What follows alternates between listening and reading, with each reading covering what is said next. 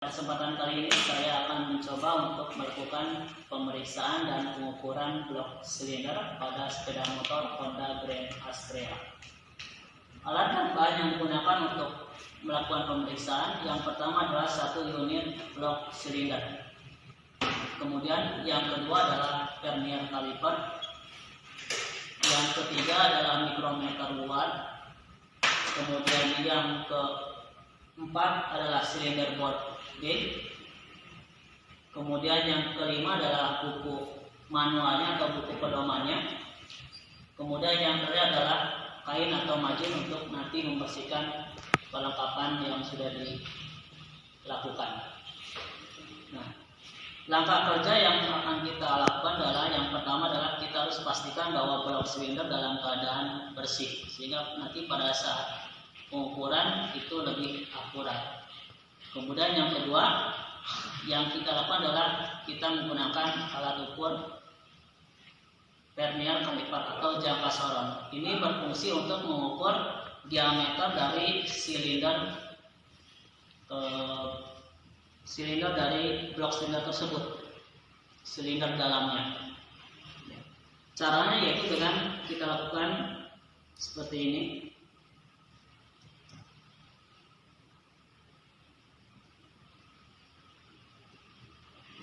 Nanti kita akan temukan berapa hasil pengukuran dari penggunaan ukuran vernier caliper. Kita lihat di sini bahwa hasilnya adalah sekitar 48,44 mm. Hasilnya kita bisa tulis dulu ke job sheetnya. 48,44. Kemudian langkah yang kedua adalah kita lakukan menggunakan mikrometer luar. Namun terlebih dahulu kita harus gunakan silinder bore gauge dari hasil pengukuran vernier caliper tersebut, yaitu dengan cara tadi kita sudah mendapatkan hasil pengukuran sebesar 48,44, sehingga untuk menggunakan silinder bore gauge kita bisa menggunakan antil dengan ukuran 45 mm, kemudian washernya ukuran 1 mm dan ukuran 3 mm, sehingga di total menjadi 49 mm.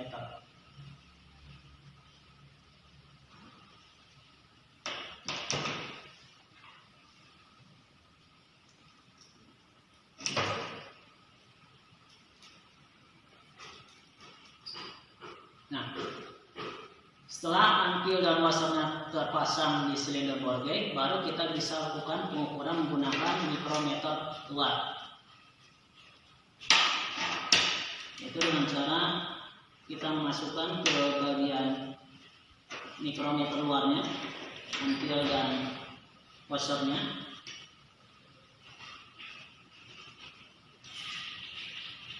Nah, setelah kita lakukan pengukuran, ternyata dihasilkan panjang dari titik point replacement rod pada silinder bore yaitu sebesar 49,70.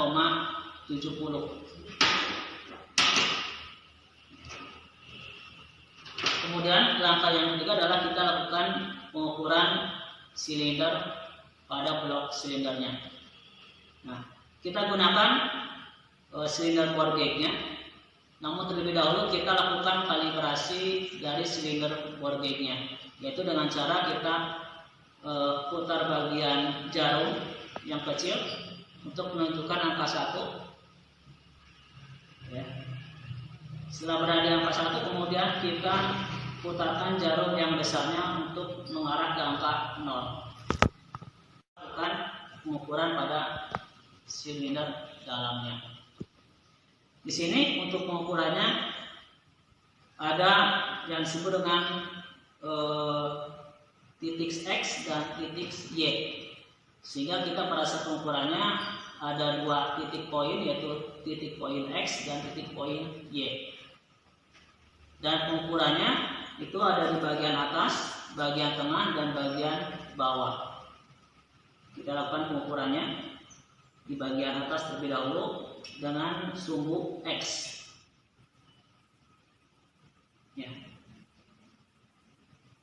Di sini dihasilkan bahwa nilai hasil pengukuran untuk titik atas X yaitu sebesar 0,76.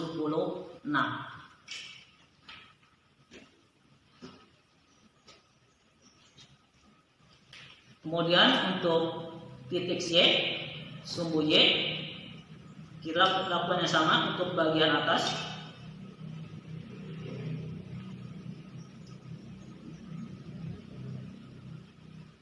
Nah, di sini kita dapatkan nilainya 0,73.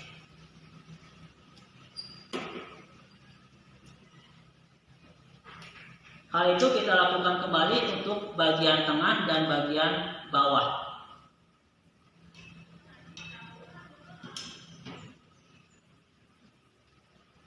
Bagian tengah untuk sumbu X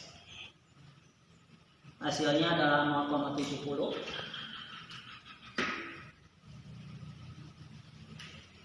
Kemudian bagian sumbu Y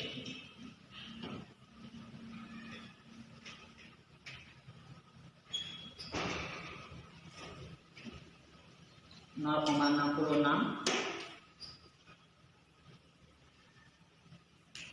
Kemudian di bagian bawahnya untuk sumbu X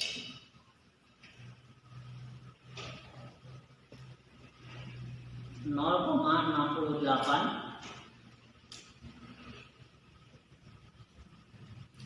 Dan untuk sumbu Y bagian bawah yaitu sebesar 0,60.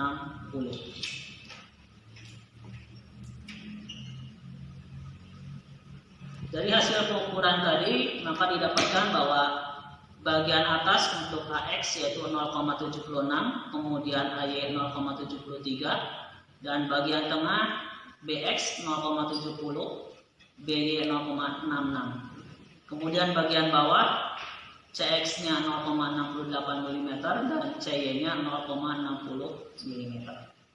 Nah, dari hasil tersebut kita bisa lakukan untuk mengukur ketirusan dan keopalan dari silinder tersebut, yaitu dengan menggunakan tabel di sini. Di sini ada tabel keopalan dan ketirusan. Ada AX dikurang AY, kemudian BX dikurang BY, CX dikurang CY. Itu untuk mengukur keopalan. Kemudian ketirusan AX dikurang BX, BX dikurang CX, kemudian AY dikurang BY, dan BY dikurang CY. Nah, dari hasil tabel tersebut, maka kita bisa hasilkan pengukurannya.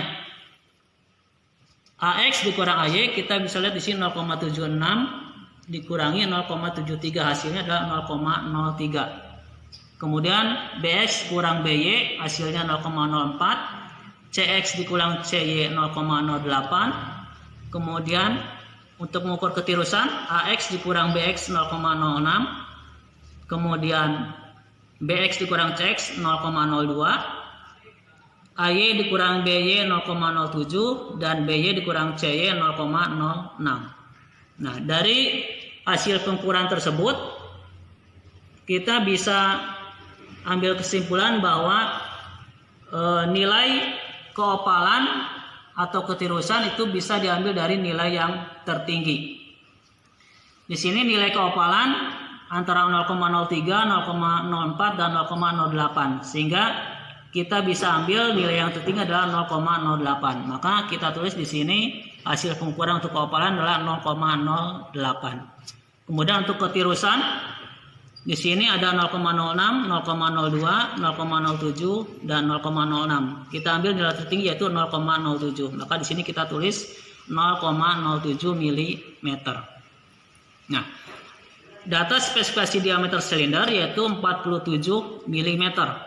Sehingga kita bisa hasilkan nilai keausannya untuk keopalan yaitu sebesar 47 dikurangi 0,08 yaitu 46,92. Sementara untuk ketirusan 47 dikurangi 0,07 yaitu 46,93. Dari sini kita bisa simpulkan bahwa diameter silinder yang kita lakukan pengujian itu masih bisa dipakai. Kenapa? Karena batas servis dari silinder untuk motor Honda Grand Astra yaitu sebesar 0,10 atau sebesar 46,90 mm. Tadi kita sudah ukur bahwa keausannya hanya 46,92 dan 46,93, artinya masih lebih besar dari 46,90. Artinya silinder tersebut masih bisa dipakai atau tidak perlu di oversize. Barangkali itu yang bisa saya lakukan untuk melakukan pemeriksaan dan pengukuran silinder pada blok silinder Grand Astra. Terima kasih. Assalamualaikum warahmatullahi wabarakatuh.